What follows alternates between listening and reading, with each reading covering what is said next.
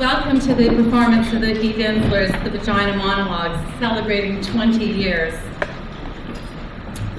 These brave actors all said yes to me, and I want to tell you, each and every one has given a lot of time and effort to do this, and I'm very proud of each and every one of them.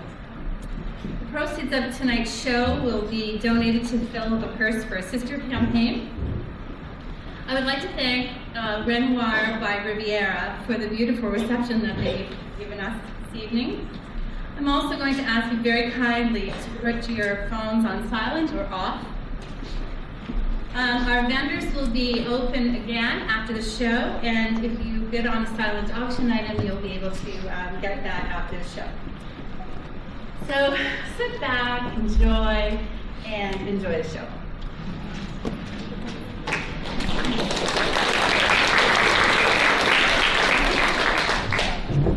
I bet you're worried. We were worried. We were worried about vaginas. We were worried about what we think about vaginas, and even more worried that we don't think about vaginas. We were worried about our own vaginas. They needed a context of other vaginas, a community, a culture of vaginas. There's so much darkness and secrecy surrounding them, like the Bermuda Triangle. Nobody ever reports back from there. In the first place, it's not so easy to even find your vagina. Women go weeks, months, and sometimes years without looking at it. A high-powered businesswoman was interviewed, and she said she was too busy. She didn't have the time. Looking at your vagina, she said, is a full day's work. You've got to get down there on your back in front of a mirror that's standing on its own, full-length preferred. You've got to get into the perfect position, with the perfect light, which is then shadowed somehow by the mirror and the angle you're at. You get all twisted up, you're arching your head up, killing your back. You're exhausted by then. She said she didn't have the time for that. She was busy. So there were vagina interviews, which became Vagina Monologues. Over 200 women were interviewed. Older women, young women, single women, lesbians, married women, college professors, actors, corporate professionals, sex workers, African American women, Asian American women, Hispanic women, Native American women, Caucasian women, Jewish women. Okay, at first women were reluctant to talk. They were a little shy, but once they got going, you couldn't stop them. Women secretly loved to talk about their vaginas. They got very excited, mainly because no one's ever asked them before. Well, let's start with the word vagina. It sounds like an infection at best. Maybe a medical instrument. Hurry, nurse, bring me the vagina. Vagina. Vagina. Doesn't matter how many times you say it. Never sounds like a word you want to say. It's a totally ridiculous, completely unsexy word. If you use it during sex, trying to be politically correct. Darling, could you stroke my vagina? You killed the act right there. We were worried about vaginas, what we call them and don't call them. In Great Neck, New York, they call it a pussycat. A woman there said her mother used to tell her, "Don't wear panties under your pajamas, dear. You need to air out your pussycat." In Westchester, they call it a pookie. In New Jersey, a twat. There's powder box, a poochie, a poopy, a peepee. A poopaloo, a punani, a pal, and a peesh. Toady, deedy, nishi, dignity, monkey box. Coochie snorcher, cooter, labbe, glad to see woman. Va, wee-wee, horse spot, nappy dugout. Mongo, mookie, a pajama, fanny boo, marshmallow. A ghoulie, a possible, a tamale, tortita, and a connie. A Mimi in Miami. A split knish in Philadelphia. And a schmendy in the Bronx. We're worried about vaginas.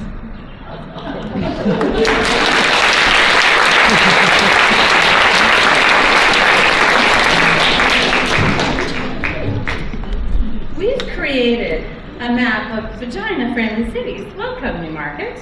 They're wild for vaginas in Pittsburgh. In fact, a woman from Pittsburgh was obsessed with the particular word, a pejorative word, used to describe the vagina. Her mission was to reconceive the word, reclaiming cunt.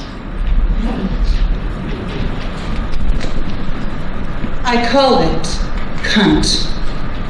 I've reclaimed it, cunt. I really like it, cunt. Listen to it, cunt. Cavern, cackle, click, cute, come closed, closed inside, then ooh, then you, then curvy, inviting shark skin, you, uniform up under urge, then nest now, that's just nice.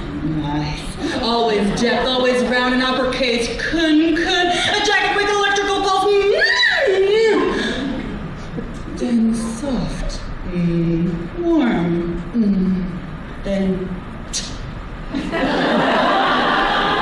sharp, serpentine, texture, taste, tent, time, tantalizing, tensing, tendrils, time, tell me, cunt, say it, tell me, cunt.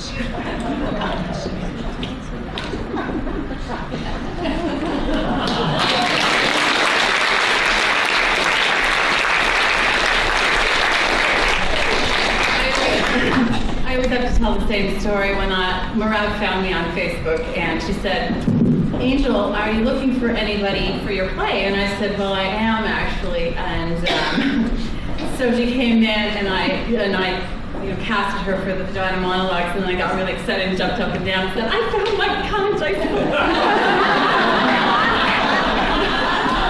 I always have to tell that story. All right. All of the women were asked the following questions. If your vagina got dressed, what would it wear? Glasses, a beret, a leather jacket, Silk stockings, mink, a pink boa, A male tuxedo. jeans, something form-fitting, Emeralds, a long evening gown, sequins, Armani only, A tutu. See-through black underwear. A taffeta ball gown. Something machine washable. a costume mask, Purple velvet. Angora, red bow, ermine and pearls, a leopard hat, a silk one, sweatpants, a tattoo, An electroshock device to keep unwanted strangers away. high heels, Lace and combat boots. Purple feathers, twigs, shells, and cotton. A pinafore. a bikini, a sucker, If your vagina could talk, what would it say? 2 words. Slow down! Is that you? feed me, I want. yum, yum. Oh yeah. start again, no, over there, Lick me, Stay home. Brave choice. Think again. more please, embrace me, Let's play. Don't stop. more, remember me? Come inside. Not that. whoa, mama, yes, rock me, enter at your own risk, Oh God. Thank God. I'm here, Let's go, Let's go. Find me. thank you, Bonjour. Too hard. don't give up. where's Brian? Find me.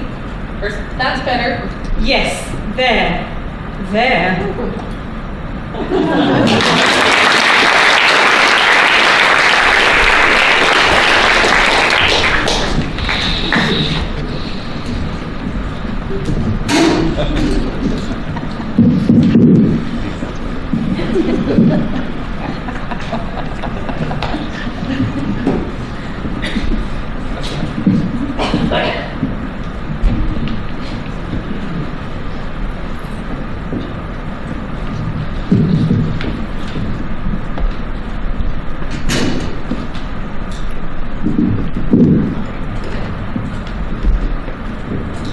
A 6-year-old girl was asked, if your vagina got dressed, what would it wear? It would wear high tops and a Mets cap worn backwards. If you could speak, what would it say? It would say words that start with V and T. Violin and turtles are examples. What does your vagina remind you of? A really dark peach, or a diamond I found from a treasure, and it's mine. What's special about your vagina?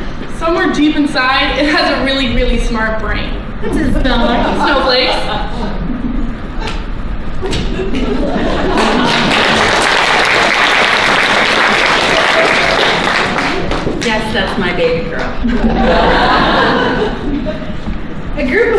between the ages of 65 and 75 are interviewed. These interviews were the most poignant, possibly because many of these women had never had a vagina interview before. One woman, who was 72, had never even seen her vagina. She washed herself in the shower and bath, but never with conscious intention. She had never had an orgasm, and at 72, she went to therapy, as they do in New York. And with the help of her therapist, she went home one afternoon by herself, lit some candles, took a bath, played some music, and she got down with herself. She said it took her over an hour because she was arthritic. But when she finally found her clitoris, she said she cried. This monologue is for her, the flood. Down there. I haven't been down there since 1953. It had nothing to do with ice. It's a cellar down there. Very damp, clammy. You don't want to go down there. Trust me, you get sick. Suffocating, very nauseating. The smell of the mildew and the clamminess and everything. Smells unbearable and gets into your clothes. There was no accident down there. It didn't blow up or catch a fire or anything. It wasn't that dramatic. No, never mind. No, never mind. I can't talk to you about this. What's a smart girl like you going around talking to old ladies about their down there's for? We didn't do this kind of thing when I was a girl. What? Jesus. Okay. There was this boy, and he lived, but he was cute. Well, I thought so. And tall like me. And I liked him very much. And he asked me out on a date in his car. I can talk about this. I can talk about this. Not about down there.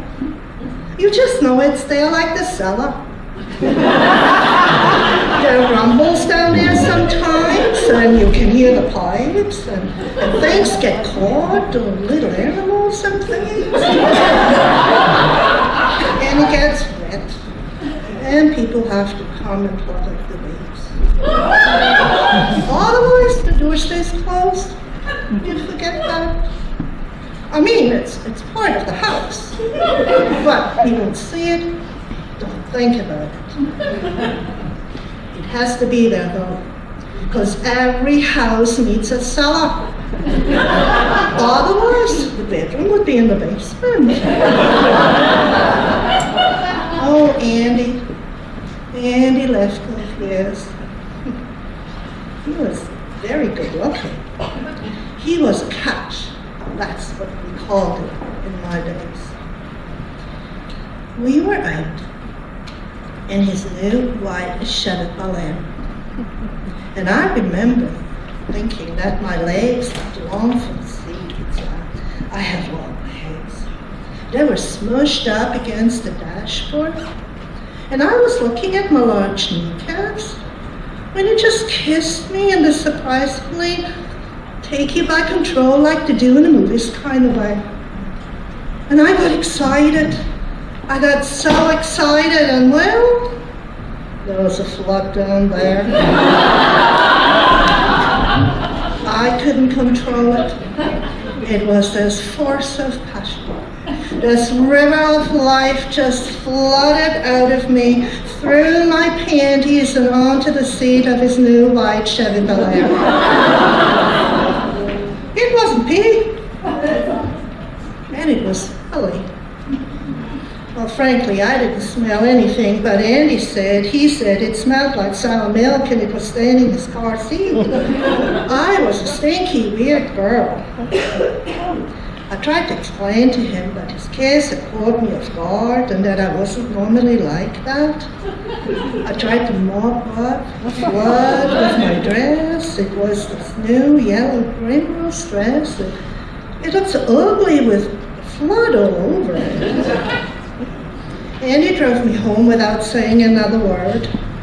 And when I got out of the car and closed the car door, I closed the whole store, locked it, never opened it for business again. I dated some after that. The idea of flood made me too nervous. I never even got close again. I used to have dreams, crazy dreams. Oh, they were dopey. Why? Burt Reynolds. I don't know why, he never did much for me in life, but in my dreams it was always Burt and I, Burt and I, Burt and I. It was always the same general dream. We'd be out, Burt and I, in one of those restaurants like you see in Atlantic City with the huge chandeliers and things and the thousands of waiters in the vest. And Bert would give me his orchid corsage and I would pin it on my blazer and we'd be laughing. Laughing, laughing, laughing. We eat shrimp cocktails. Huge shrimp. Fabulous shrimp. And we'd laugh some more. We were very happy together. And then he would look into my eyes and he would pull me towards him in the middle of the restaurant. And just when he was about to kiss me, the whole restaurant started to shake and pigeons would start flying from underneath the table. I don't know what those pigeons were doing down there. And the flood would come straight from down there and it would pour out of me and pour and pour. And there would be fish inside it and the whole restaurant would fill with my flood and Bart would be standing waist deep in it. Horribly disappointed in me that I had done it again, horrified, as he watched his friends, Dean Martin and the likes, swim past us in their tuxedos and evening gowns. I don't have those dreams anymore. Not since they're taking out everything connected down there. Took out the uterus, the tubes, the whole works. My doctor thought he was being funny when he said, "You don't use it, you're gonna lose it."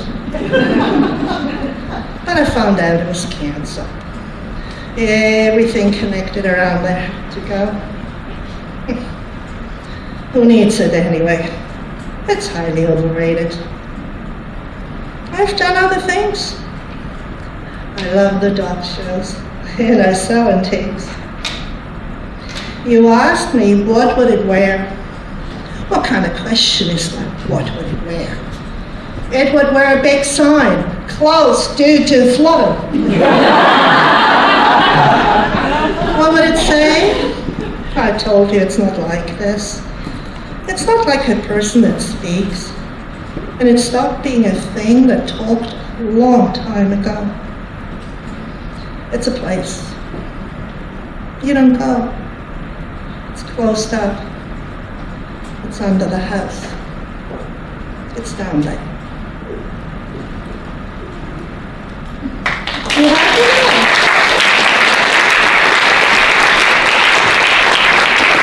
You got it out of me. You got an old lady talking about her down there. You feel better now. You know, you're the first person I ever told about this. And I feel a little better.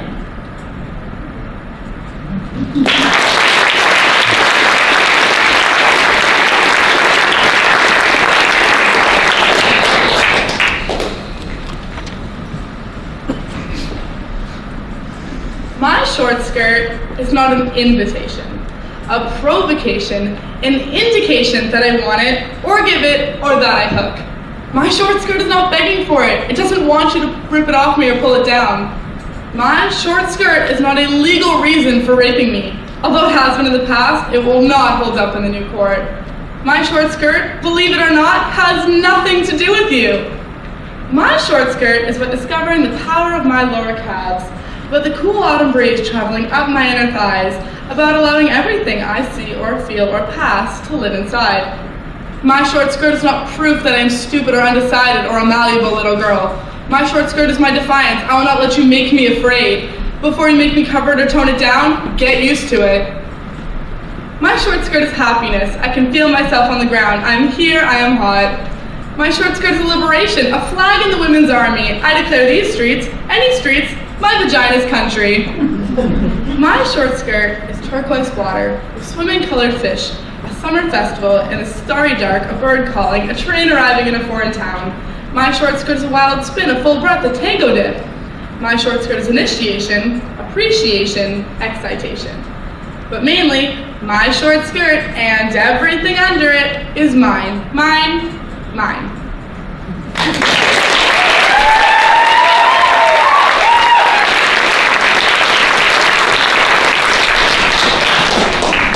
Okay, after the fourth time of her doing that, this is her fourth production, she said, "Mom, there'll be no more vaginas." All right. This piece was performed for some time without any mention of birth. This was a bizarre omission. But then again, a male journalist recently asked, "What's the connection?" Eve Ensler was present for the birth of her granddaughter. She was in awe of vaginas before that moment. She's in deep worship of them now. This is for Eve. I was there in the room. I was there when her vagina opened. We were all there, her mother, her husband, and I, and the nurse from the Ukraine with her whole hand up there, gently feeling and touching with her rubber glove, talking casually to us as if she was turning on a loaded faucet. I was there in the room when the contractions made her crawl on all fours, made unfamiliar moans leak from her pores, and still there after hours when she screamed, suddenly wild, arms striking at the electric air. I was there when her vagina changed from a shy sexual hole to an archaeological tunnel, a Venetian canal, a sacred vessel, a deep well with a tiny child stuck inside waiting to be rescued. I saw the colors of her vagina and they changed. Saw the bruised, broken blue, the blistering tomato red, saw the gray pink and the dark, the blood-like perspiration around the edges, the yellow, white liquid, the shit, the clots, pushing out all the holes, pushing harder and harder, saw through the hole the baby's head, scratches of black hair, just behind the bone, a round, hard memory, while the nurse from the Ukraine kept turning and turning her slippery hand. I was there when each of us, her mother and I, held a leg and spread her wide, pushing with all our strength against her pushing, and her husband sternly counting 1, 2, 3, telling her to focus, harder. We looked into her then and we could not get our eyes out of that place. We forget the vagina, all of us. What else would explain our lack of awe, our lack of reverence? I was there when the doctor reached in with Alice in Wonderland's spoons.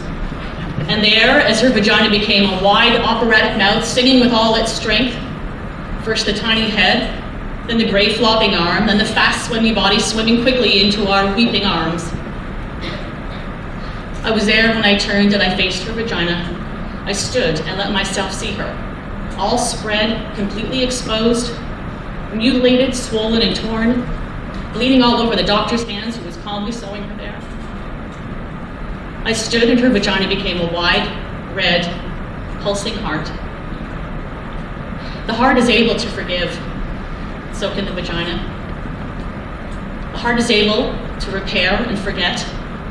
It can change its shape to let us in, it can expand to let us out, so can the vagina. It can ache for us and stretch for us and die for us and bleed us into this difficult, wondrous world. I was in the room, and I remember.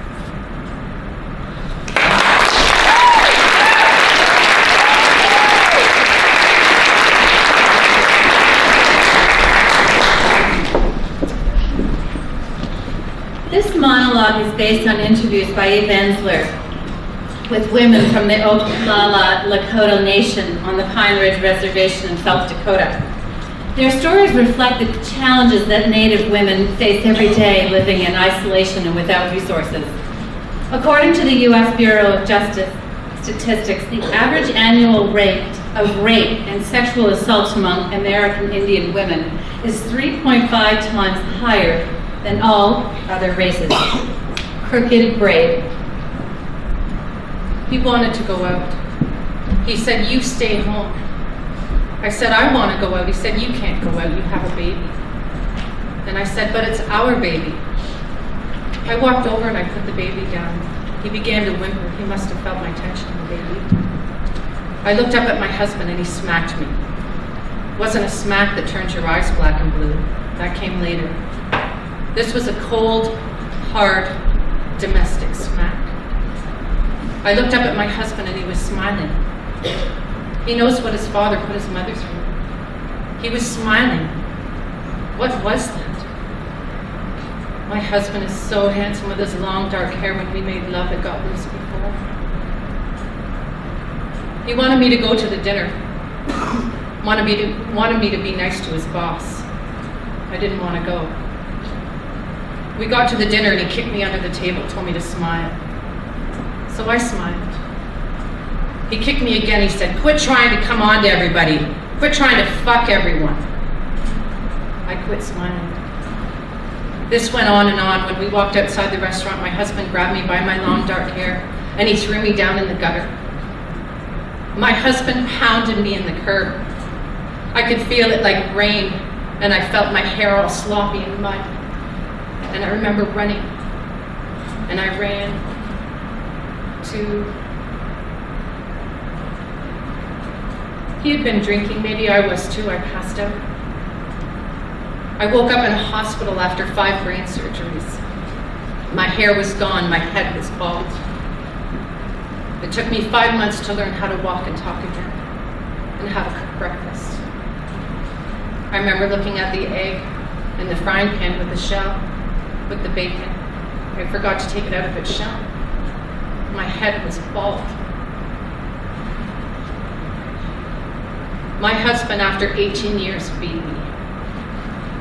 He came downstairs in the morning like everything was okay, and he forgot that the bruises on my face were from his hands from the night before.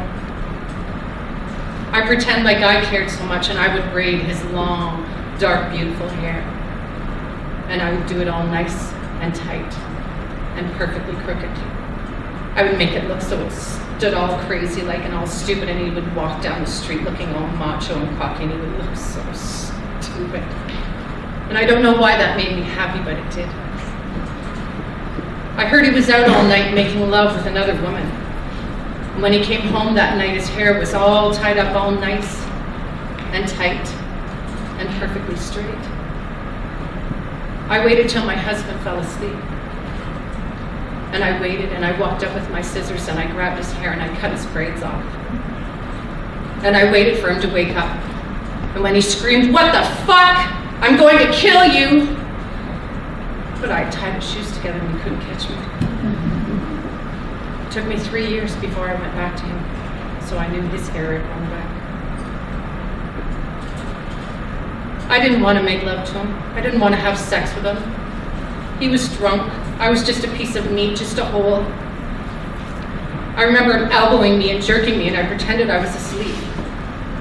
And I remember thinking, please just get it over with.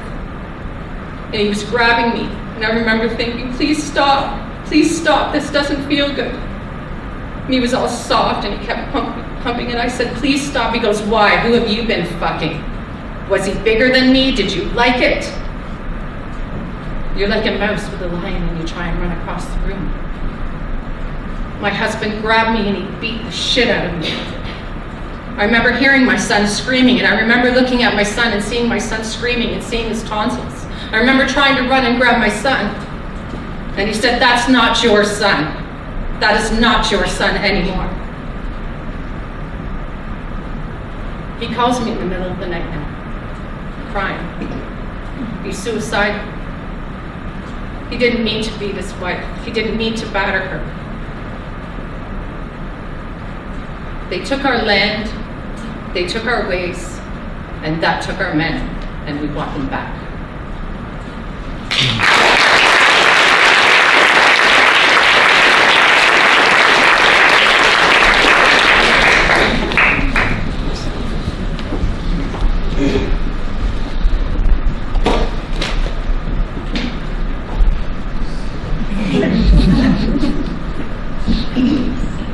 My vagina is angry. It is. It's pissed off. My vagina is furious and it needs to talk about it. It needs to talk about all this shit. It needs to talk to you. I mean, what's the deal? An army of people out there spending their days thinking up ways of torture my poor ass gentle loving vagina. Thinking up ways and constructing nasty product and crazy ideas to undermine my pussy. Vagina motherfuckers. All this shit they're constantly trying to shove up us, stuff us up, clean us up, make it go away. Well, my vagina is not going anywhere. It's pissed off and it's staying right there. Like tampons. What the hell is that? A wad of dry fucking cotton stuffed up there.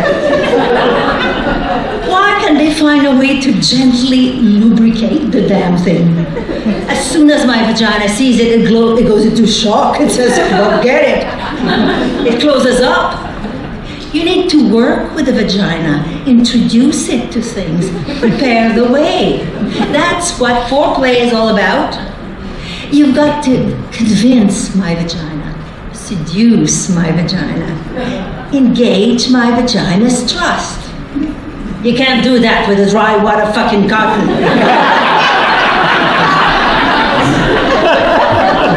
Stop shoving things up me and stop trying to clean it up. My vagina doesn't need to be cleaned up. It smells good already. Don't try to decorate. And don't believe them when he tells you it smells like rose petals, when it's supposed to smell like pussy. That's what they're doing, trying to clean it up, make it smell like bathroom sprays and gardens. All these douche sprays, floral, berry, rain. I don't want my pussy to smell like rain. All cleaned up, like washing a fish after you eat it. I want to taste the fish, that's why I ordered it. And then there's those exams. Who thought them up?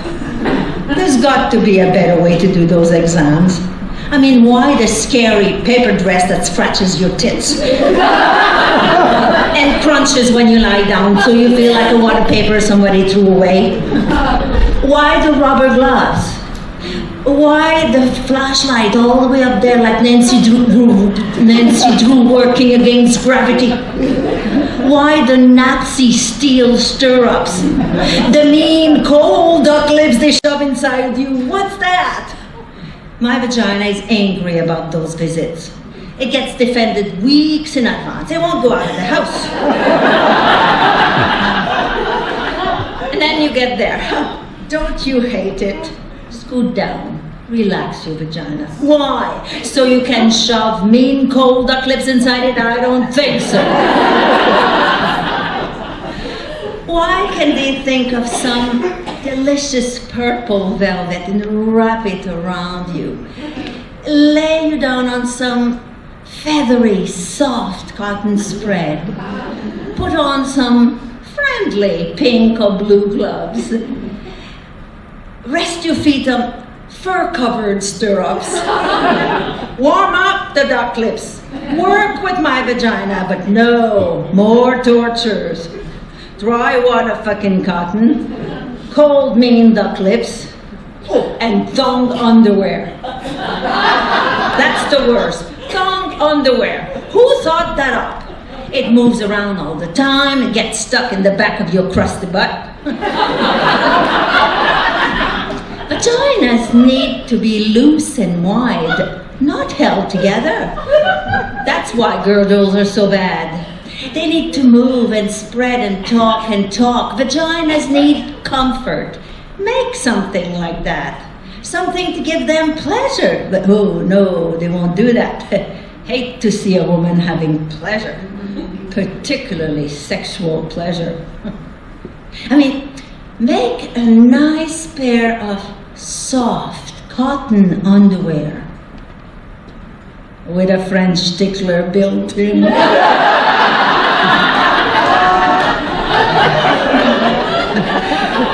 Women would be coming all the time. Coming in the subway, coming in the supermarket. Coming, happy vaginas. They wouldn't be able to stand it. Seeing all those energized, no taking shit hot, happy vaginas. If my vagina could talk, it would talk about itself, like me. It would talk about other vaginas. It would do vagina impressions. It would wear Harry Winston's diamonds. No clothing, just there, all draped in diamonds. My vagina helped release a giant baby. I thought it would do more of that. It's not.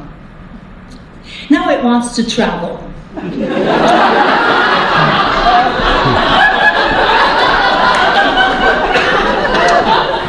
It doesn't need a lot of company. It wants to go out and get out, read and know things. It wants sex. It loves sex. It wants to go deeper. It's hungry for depth. It wants kindness. It wants change. It wants silence and freedom and deep touch and warm liquids and gentle kisses. It wants chocolate.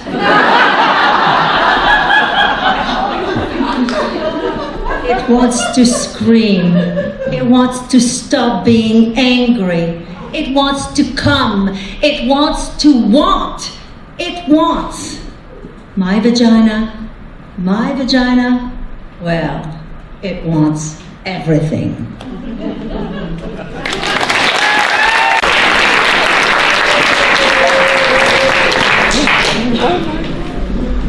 As part of Eve's work to include the voices of all women who face violence, she interviewed a diverse group of transgender women in preparation for creating this piece. Her idea to transform this wide range of experiences into a Greek chorus was an elegant way to give many voices the feeling of one voice united. Punishing the feminine was an overarching theme of these interviews, and this can take many forms. Some women in the transgender community face violence from an early age because they are feminine. For others, the violence comes later because they are not feminine enough. Those who do not pass gender muster often push to the fringes of society, especially their youngest and most vulnerable. Yet they stay true to their hearts despite every attempt to break their spirits. This monologue moves from childhood through adversity and into maturity, wisdom and joy of affirming who they are, women who face a difficult road just to claim that name. In the end, they endure and they survive, and they share in the pride of expressing femininity with all women, in one voice united. They beat the girl out of my boy, or so they try. At 5 years old, I was putting my baby sister's diapers on. I saw her vagina. I wanted one. I wanted one. I thought it would grow. I thought it would open.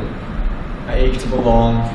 I ached to smell like my mother. Her sweet aroma lived in my hair, on my hands, on my skin. I ached to be pretty.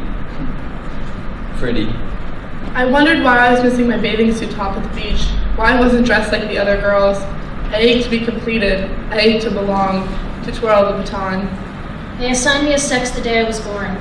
It's as random as being adopted, or as being assigned a hotel room on the 30th floor. It has nothing to do with who you are, or your fear of heights. But in spite of the apparatus I was forced to carry around, I always knew I was a girl. They beat me for it. They beat me for crying. They pummeled me for wanting. To touch. To pet. To hug. To help. To hold their hands. For trying to fly in church like Sister Betrell. For doing cartwheels. Crocheting socks. For carrying purses to kindergarten. They kicked the shit out of me every day on my way to school. In the park, they smashed my magic marker painted nails. They punched my lipstick mouth. They beat the girl out of my boy. Or so they tried. So I went underground. I stopped playing the flute. Be a man, stand up for yourself, go punch him back! I grew a full beard. It was good I was big. I joined the Marines. Suck it up and drive I on. became duller. Jaded. Sometimes cruel. Butch it. Butch it. Butch it up. Always clenched. Inaccurate. Incomplete. I ran away from home. From school. From boot camp. Ran to Miami. Greenwich Village. Aleutian Islands. New Orleans. I found gay people. Wilderness lesbians. Got my first hormone shot. Got permission to be myself. To transition. To travel. To immigrate. 350 hours of hot needles. I would count the male particles as they died. 16 man hairs gone. The feminine is in your face. I raise my eyebrows more. I'm curious. I ask questions. And my voice. Practice, practice. It's all about resonance. Sing song, sing song. Men are monotone and flat. Southern accents really excellent. Jewish accents really help. Hello, my friend. My vagina is so much friendlier. I cherish it. It brings me joy. The orgasms come in waves. Before, they were jerky. I am your girl next door. My lieutenant colonel father ending up paying for it. My vagina. My mother was worried what people would think of her, that she made this happen, until I came to church and everyone said, "You have a beautiful daughter." I got to be soft. I'm allowed to listen. I'm allowed to touch. I am able to receive. To be in the present tense. People are so much nicer now. I can wake up in the morning and put my hair in a ponytail. A wrong was righted. I am right with God. It's like when you're trying to sleep and there's a loud car alarm. When I got my vagina, it was like someone had finally turned it off. I live now in the female zone. But you know how people feel about immigrants. They don't like it when you come from someplace else. They don't like it when you mix. They killed my boyfriend. They beat him insanely as he slept. With a baseball bat! They beat this girl out of his head. They didn't want him dating a foreigner, even though she was pretty and she listened and was kind. They didn't want him to fall in love with ambiguity. They were afraid he'd get lost. They were that terrified of love.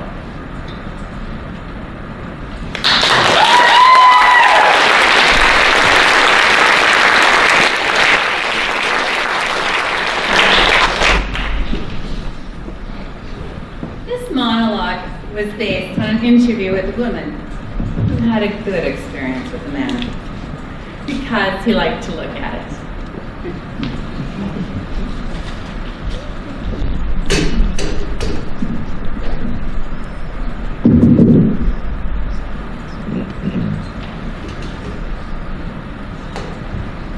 This is how I came to love my vagina. It's embarrassing because it isn't politically correct. I mean, I know, it should have happened in the bath, with salt grains from the Dead Sea, Enya playing me, loving my woman self. I know the story. Vaginas are beautiful. Our self-hatred is only the internalized repression and hatred of the patriarchal culture. It isn't real. Pussies unite. I know all of it. Like if we'd grown up in a culture where we were taught that fat thighs were beautiful, we'd all be pounding back milkshakes and Krispy Kremes, lying on our backs, spending our days thigh expanding. But we didn't grow up in that culture. I hated my thighs, and I hated my vagina even more. I thought it was incredibly ugly. I was one of those women who had looked at it, and from that moment on, I wished I had it. It made me sick. I pitied anyone who had to go down there. In order to survive, I began to pretend there was something else between my legs. I imagined furniture. Cozy futons with light cotton comforters, little velvet settees, leopard rugs, or pretty things, silk handkerchiefs, quilted pot holders. I got so accustomed to this that I lost all memory of having a vagina. Whenever a man was inside me, I pictured him inside a mink-lined muffler or a Chinese bowl. Then I met Bob. Bob was the most ordinary man I had ever met. He was thin and tall and nondescript and wore khaki tan clothes. Bob did not like spicy food or listen to Prince. He did not like sexy lingerie. He didn't share his inner feelings or have any problems. He wasn't even an alcoholic. He wasn't very funny or articulate or mysterious. He wasn't mean or unavailable. He wasn't self-involved or charismatic. He didn't drive fast. I didn't particularly like Bob. I would have missed him altogether if he hadn't picked up my change that I dropped on the deli floor when he handed me back my quarters and pennies, and his hand accidentally touched mine. Well, something happened. I went to bed with him. That's when the miracle occurred. It turned out that Bob, he loved vaginas. He loved the way they looked, the way they smelled, the way they tasted. But most importantly, he loved the way they looked. He had to look at them. The first time we had sex, he told me he had to see me. I'm right here, I said. No, you, he said. I have to see you. Turn on the light, I said, thinking he was some kind of weirdo and freaking out in the dark. He turned on the light and then he said, okay, I'm ready to see you. I'm right here, I raved, right here. Then he began to undress me. What are you doing, Bob? I said. Can't you just do it? No, he said. It's who you are. I need to see. I held my breath. He looked. And he looked. He got breathy and his face changed. He didn't look ordinary anymore. He looked like a hungry beast. You're so beautiful, he said. You're elegant and deep and innocent and wild. You saw that there, I said. It was as if he read my palm. I saw that, he said, and more. Much, much more. He stayed looking for almost an hour, as if he were studying a map, observing the moon, staring into my eyes, but it was my vagina. In the light, I watched him looking at me, and he was so genuinely excited, so peaceful and euphoric. I began to get wet and turned on. I began to see myself the way he saw me. I began to feel beautiful and delicious, like a great painting or a waterfall. Bob wasn't afraid. He wasn't grossed out. I began to swell, began to feel proud, began to love my vagina. And Bob lost himself there. And I was there with him in my vagina, and we were gone.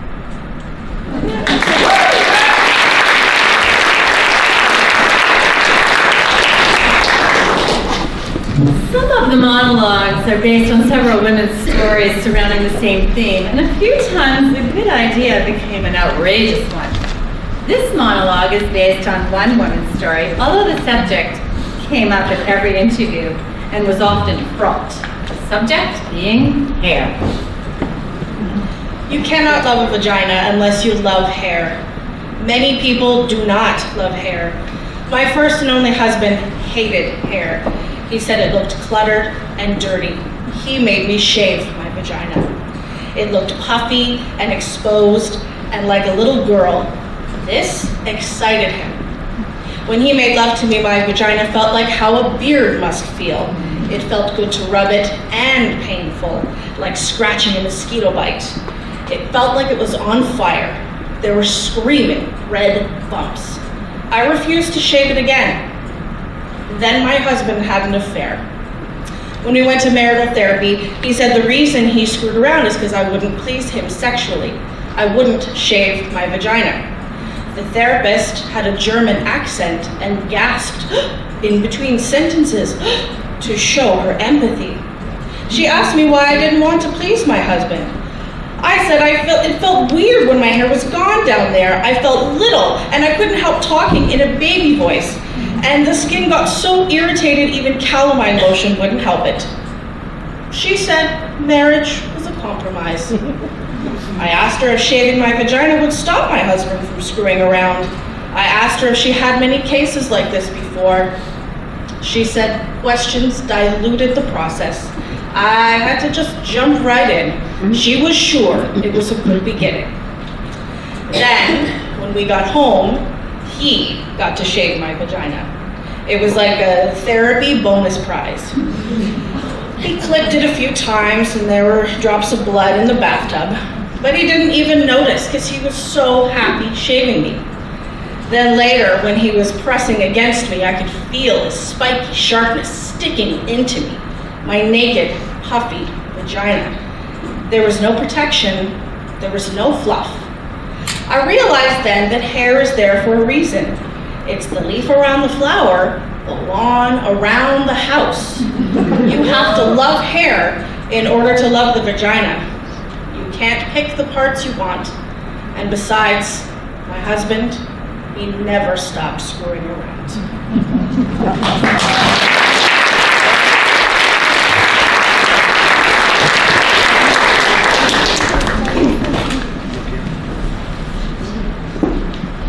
My vagina is a shell, a round, pink, tender shell, opening and closing and opening.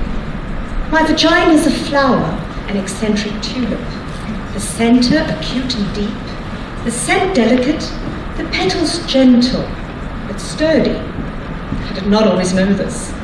I learned this in the Vagina Workshop. I learned this from a woman who runs the Vagina Workshop. A woman who believes in vaginas, who really sees vaginas, who helps other women see their own vaginas by seeing other women's vaginas. In the first session, the woman who runs the workshop asked us to draw a picture of our own unique, beautiful, fabulous vagina. That's what she called it. She wanted to know what our own unique, beautiful, fabulous vagina looked like to us. One woman who was pregnant drew a big red mouth, screaming, with coins spilling out of it.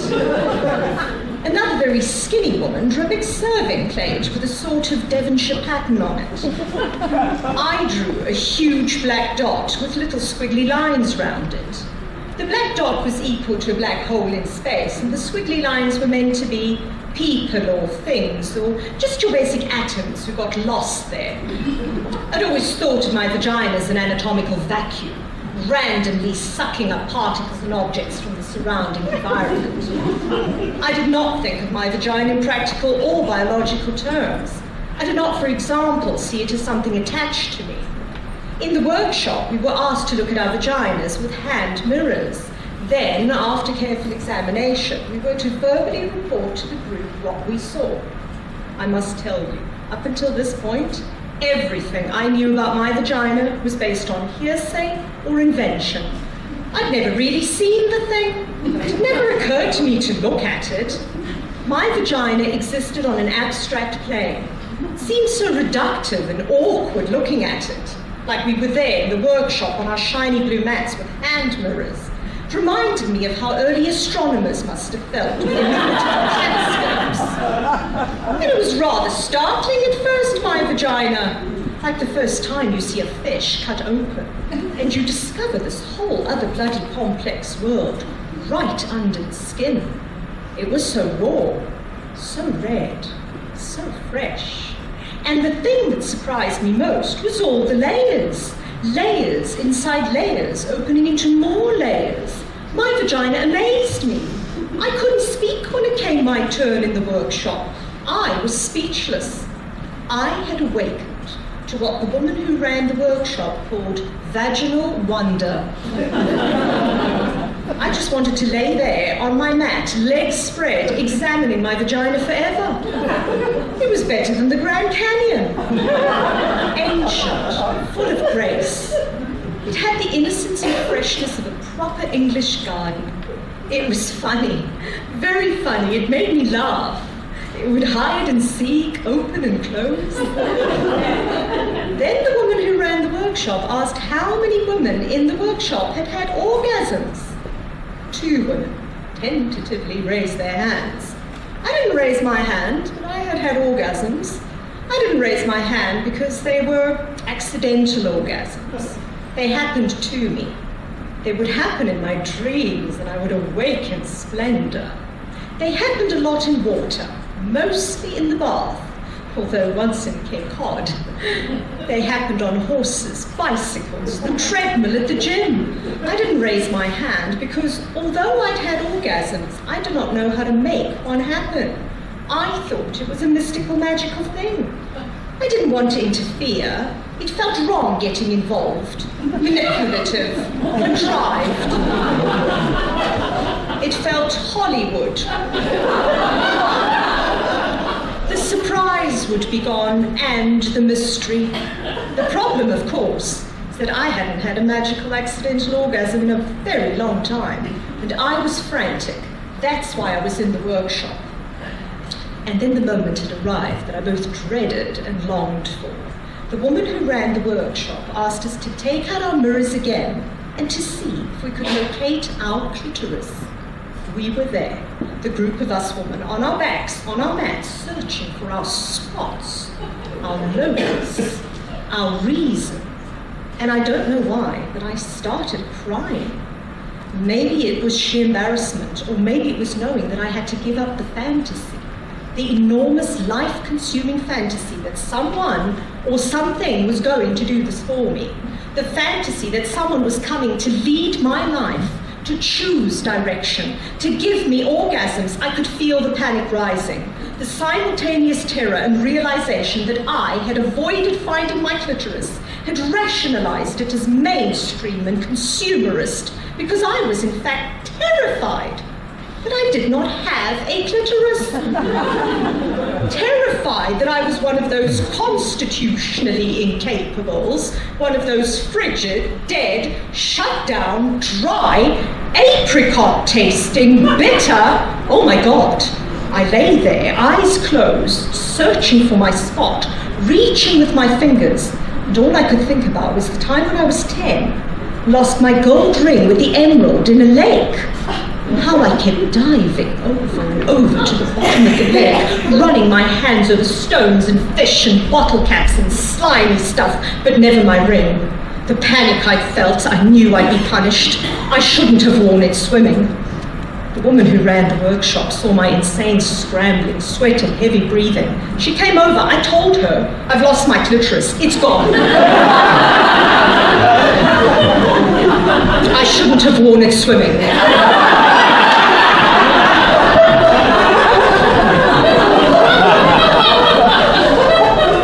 The woman who ran the workshop laughed. She calmly stroked my forehead.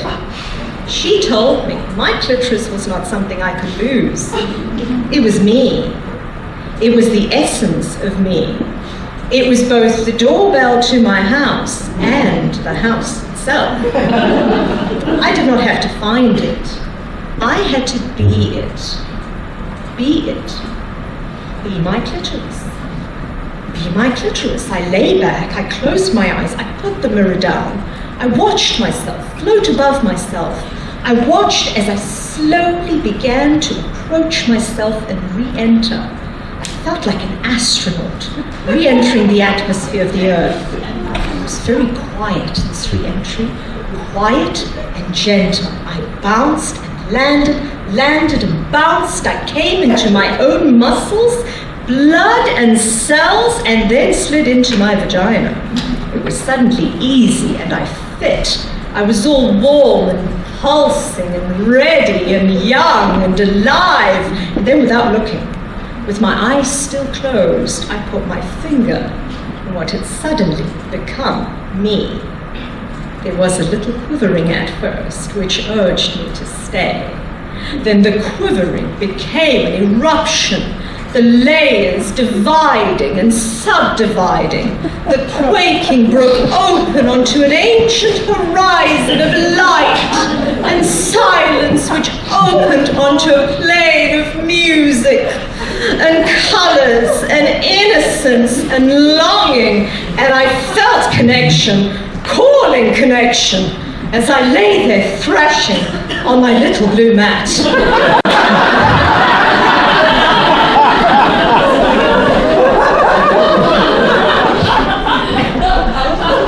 My vagina is a shell, a tulip and a destiny. I'm arriving as I'm beginning to leave. My vagina, me.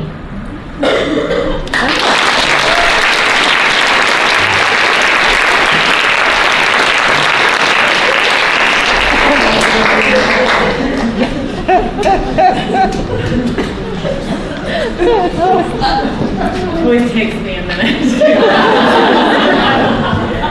Just because I did forget, please stay after the show and meet my cast. We will be coming out.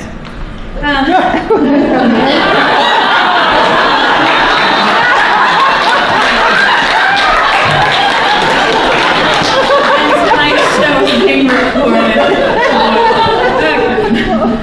Bosnian women refugees were interviewed during the war in Yugoslavia. In refugee camps and centers, 20 to 70,000 women were raped in the middle of Europe as a systemic tactic of war. It was shocking to see how little people did to stop it. But then again, in Canada each year, about 460,000 women are raped, which is another kind of war. This monologue is based on one woman's story. We do it tonight for that woman and the extraordinary women of Bosnia and Kosovo. My village? No, sorry. My vagina is my village. My vagina was green.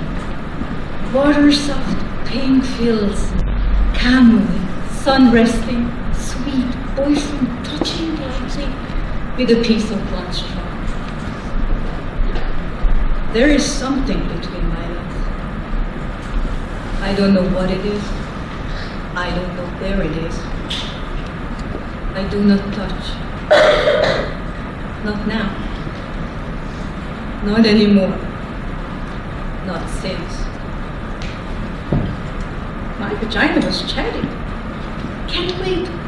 So much saying, words, talking. Can't quit trying. Can't quit saying, oh yes. Oh yes.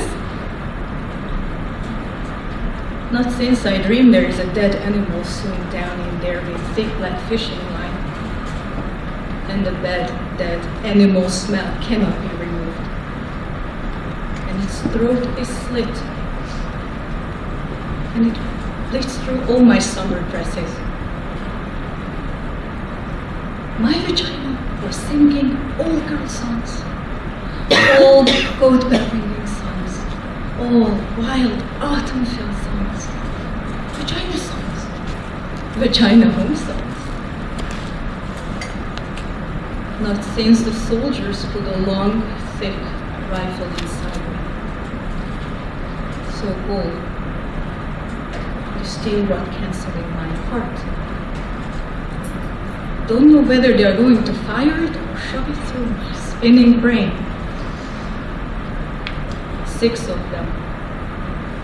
Monstrous doctors with black masks shoving models me too.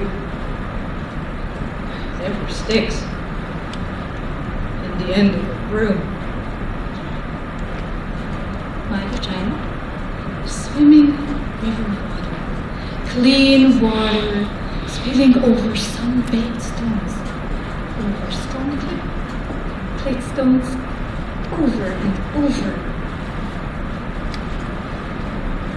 Not since I heard the skin tear, made lemon screeching sounds. Not since a piece of my vagina came off in my head. The part of the lip. Now one side of the lip is completely gone. My vagina, a live, wet water village. My vagina, my hometown. Not since they took turns for 7 days. Smelling like feces and smoked meat. They left their dirty sperm inside me. My vagina, a live, wet water village.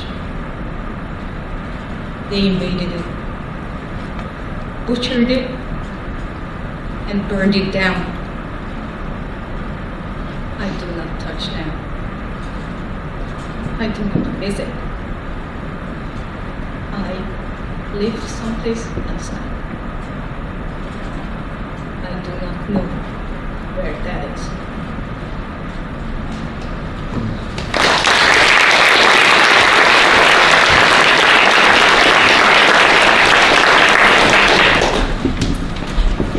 Sex workers have rich, compelling, complex relationships with their vaginas.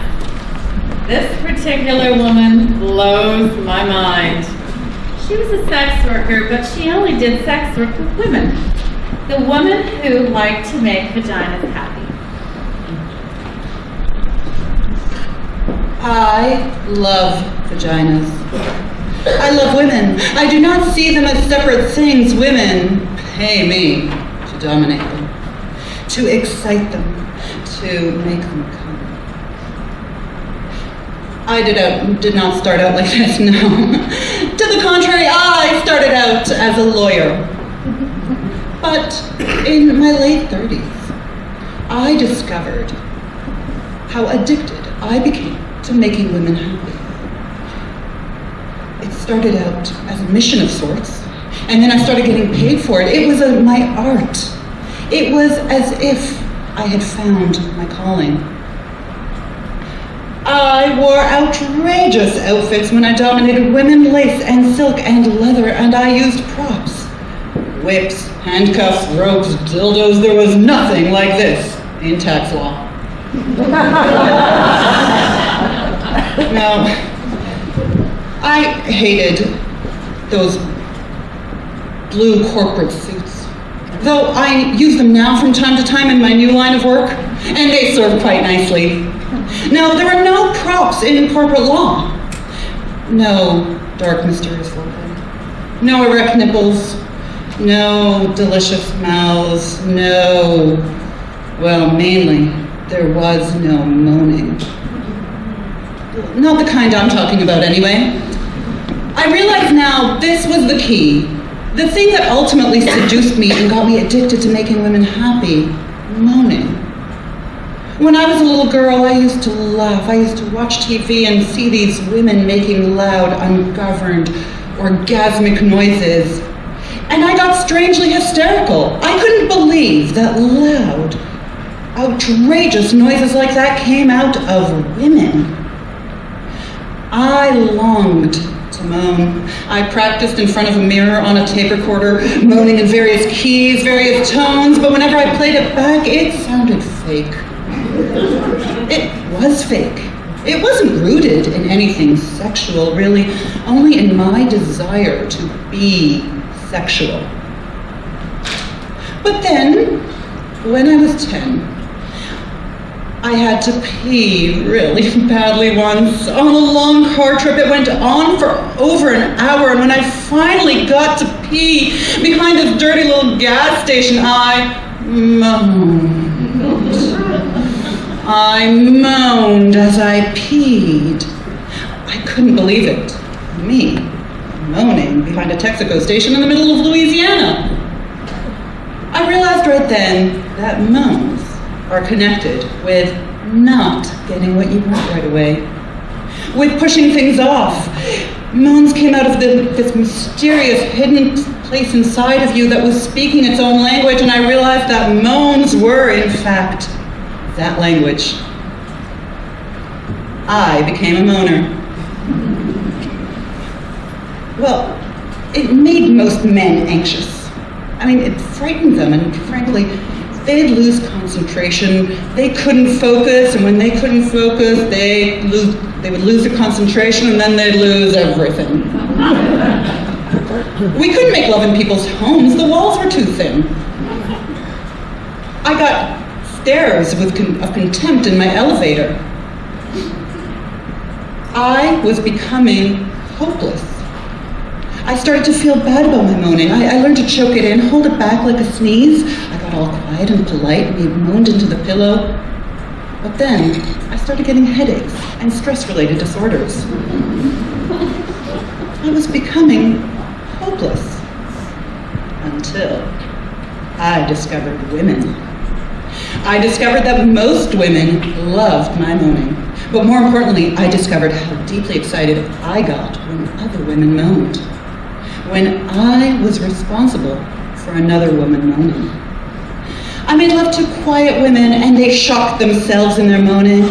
I made love to moaners and I found a deeper, more penetrating moan. It was a kind of surgery, a kind of delicate science, finding the exact tempo, the exact location, or the home of the moan. That's what I called it.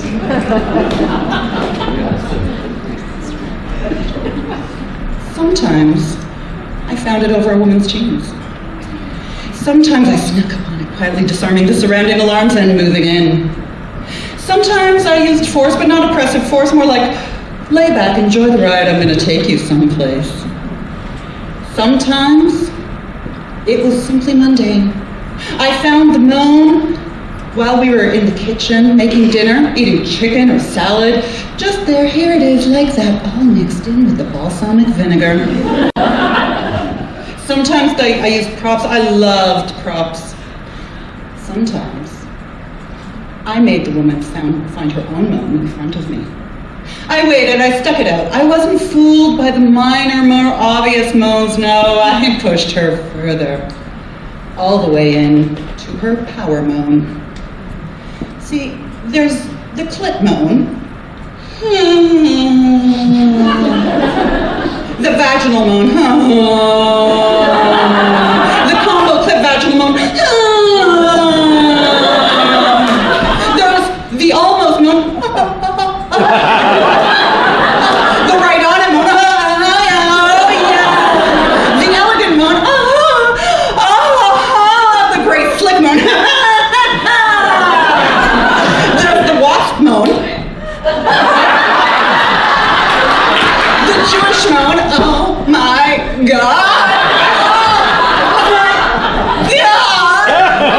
the African American moan, oh shit. The Irish Catholic moan.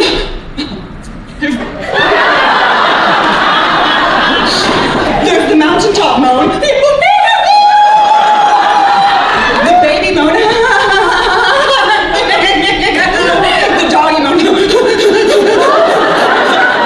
The militant bisexual moan. The machine gun moan.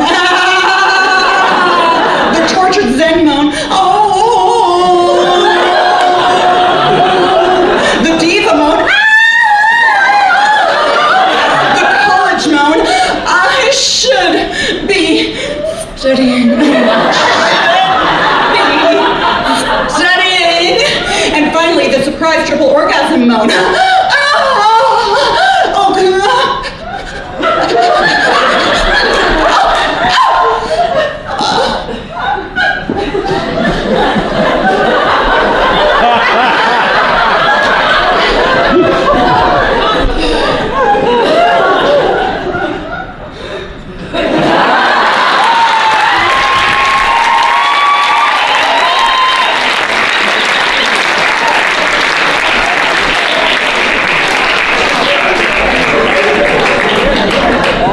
Thank God for Facebook.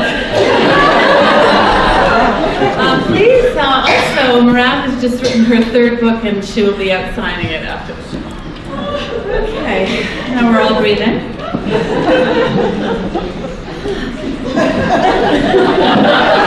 I might need a cigarette after that. In hundreds of interviews with homeless women over the course of 13 years, only one woman was not sexually abused as a little girl or raped as a young woman. Home is a very scary place.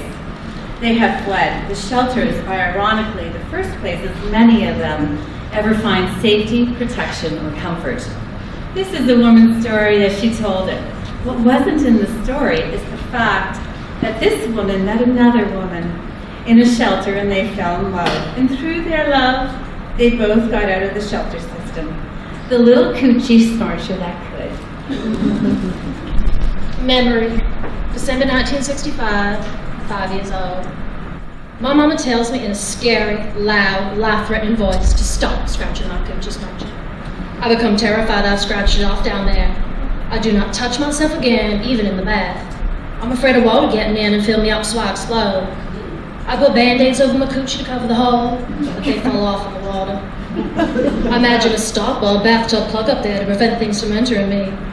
I wear 3 pairs of happy, hot pattern cotton underpants underneath my snap-up pajamas. I still want to touch myself sometimes, but I don't. Memory, 7 years old.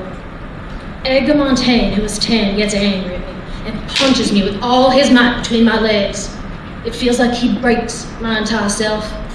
I limp home. I can't pee.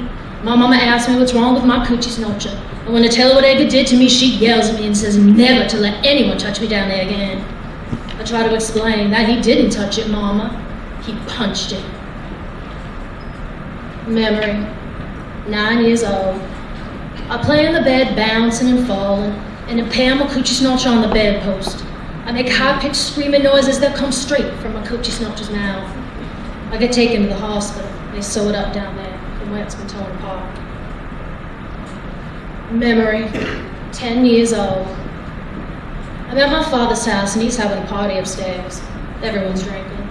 I'm playing alone in the basement trying on my new cotton white brown panties that my father's girlfriend gave me.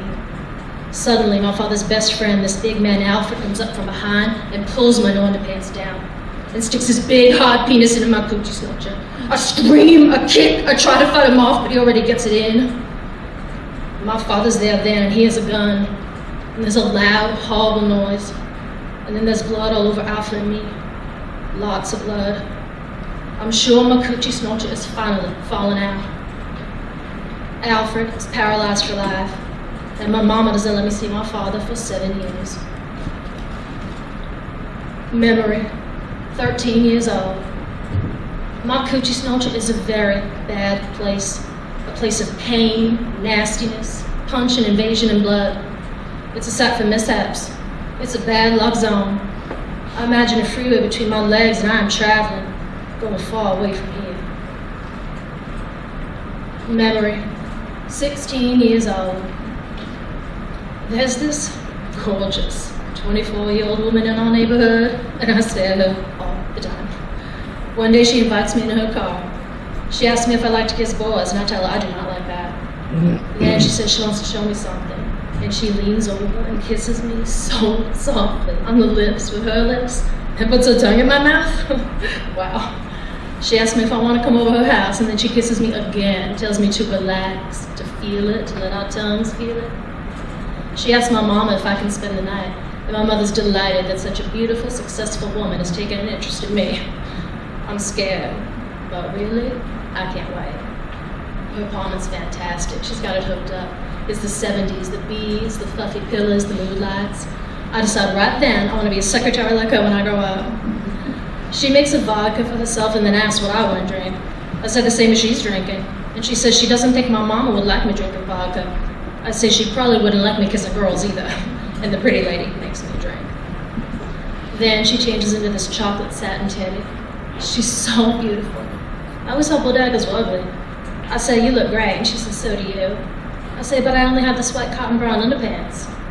Then she dresses me slowly in another satin teddy. It's lavender like the first soft days of spring. The alcohol has gone to my head, and I'm loose and ready. There's a picture over her bed of a naked black woman with a huge afro. As she gently and slowly lays me out on the bed, just our bodies rubbing makes me come. Then she does everything to me and my coochie smoocher that I always thought was nasty before. And wow, I'm so hot, so wild. She says, your vagina untouched by a man smells so nice, so fresh. Wish I could keep it that way forever. Well, I get crazy wild. And then the phone rings. And of course it's my mama. I'm sure she knows, she catches me at everything. I'm breathing so heavy and I try to act normal when I get on the phone and she asks me, what's wrong with you? You been running? I say, no, mama, exercising. Then she tells the beautiful secretary to make sure I'm not around boys. And the lady tells her, trust me, there's no boys around here.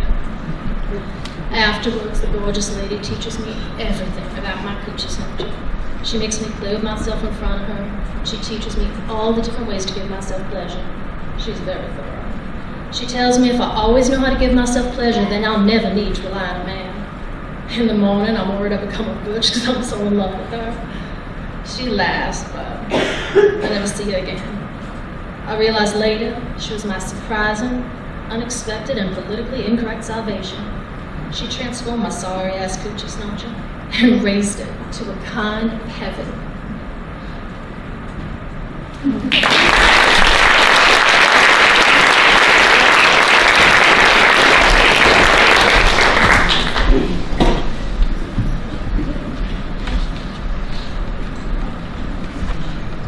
My revolution begins in the body. It isn't waiting anymore. My revolution does not need permission or approval. It happens because it has to happen. In each neighborhood, village, city, or town, at gatherings of tribes, fellow students, women at the market, on the bus. It may be gradual and soft. It may be spontaneous and loud. It may be happening already. It may be found in your closet, your drawers, your gut, your legs, your multiplying cells, in the naked mouth of taut nipples and overflowing breasts. My revolution is swelling from the insatiable drumming between my legs. My revolution is willing to die for this. My revolution is ready to live big. My revolution is overthrowing the state of mind called patriarchy. My revolution will not be choreographed, although it does begin with a few familiar steps. My revolution is not violent, but does not shy away from the fierce displays of resistance.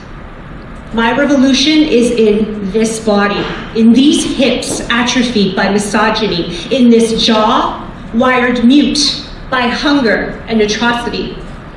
My revolution is connection, not consumption, passion, not profit, orgasm, not ownership. My revolution is of the earth and will come from her, for her, because of her. It understands that every time we frack, or drill, or burn, or violate the layers of her sacredness, we violate the soul of our future. My revolution is not ashamed to press my body down on her mud floor in front of banyan, pine, Chilean, oak, chestnut, mulberry, redwood, sycamore trees, to bow shamelessly to shocking yellowbirds and rose blue setting skies, heart exploding purple bougainvillea and aqua sea. My revolution gladly kisses the feet of mothers and nurses and healers and cleaners and nannies and all those who are life and give life. My revolution is on its knees, on my knees, to every holy thing, and to those who carry empire-made burdens in and on their heads and backs and hearts. My revolution demands abandon, expects the original, relies on troublemakers, anarchists, poets, shamans, seers, sexual explorers, mystic travelers, tightrope walkers, and all those who go too far and feel too much. My revolution, it's not naive, but believes in miracles, cannot be categorized, targeted, branded, or even located, offers prophecy, not prescription, is determined by mystery and ecstatic joy, requires listening, is not centralized, though we all know where we're going. It happens in stages and all at once. It happens where you live and everywhere. It understands that divisions are diversions. It requires sitting still and staring deep into my eyes. Go ahead, love.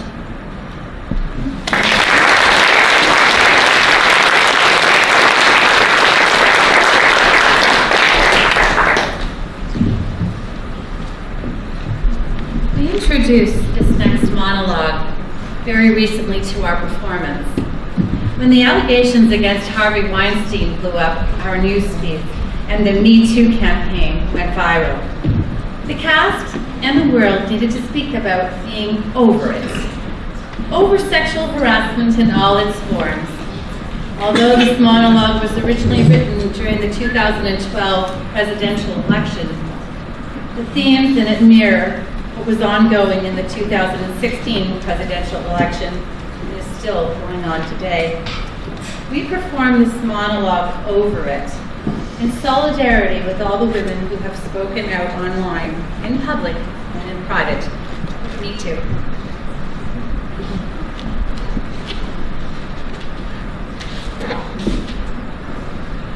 I'm over rape.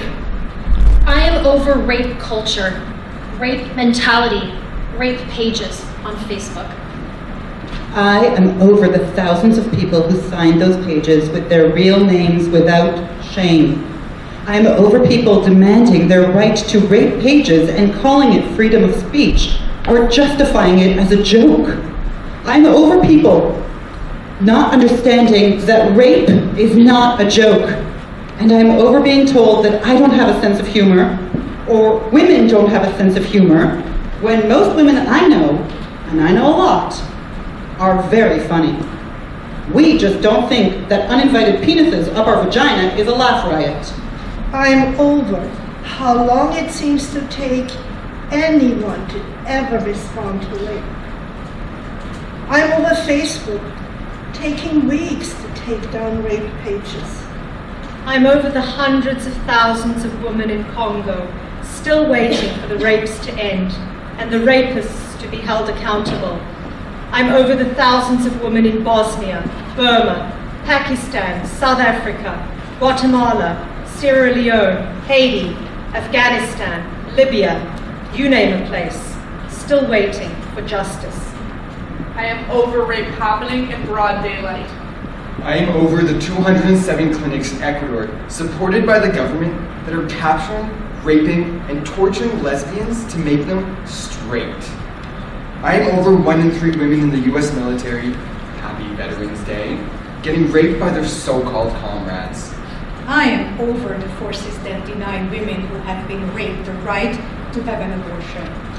I am over the fact that after 4 women came forward with allegations that Herman Cain groped them and grabbed them and humiliated them, he is still running for the President of the United States. And I'm over CNBC debate host Maria Bartiromo getting booed when she asked him about it. She was booed, not Herman Cain. Which reminds me, I am so over the students at Penn State who protested the justice system instead of the alleged rapist pedophile of at least 8 boys, or his boss, Joe Paterno, who did nothing to protect those children after knowing what was happening to them. I'm over rape victims becoming re-raped when they go public. I am over starving Somalian women being raped at the Dadaab refugee camp in Kenya. And I am over women getting raped at Occupy Wall Street and being quiet about it because they were protecting a movement which is fighting to end the pillaging and raping of the economy and the earth, as if the rape of their bodies was something separate. I am over women still being silent about rape because they are made to believe it's their fault or they did something to make it happen. I am over violence against women not being a #1 international priority when 1 out of 3 women will be raped or beaten in her lifetime. The destruction and muting and undermining of women is the destruction of life itself. No women, no future. Duh. I am over this rape culture where the privileged with political and physical and economic might take what and who they want. when they want, any time they want it.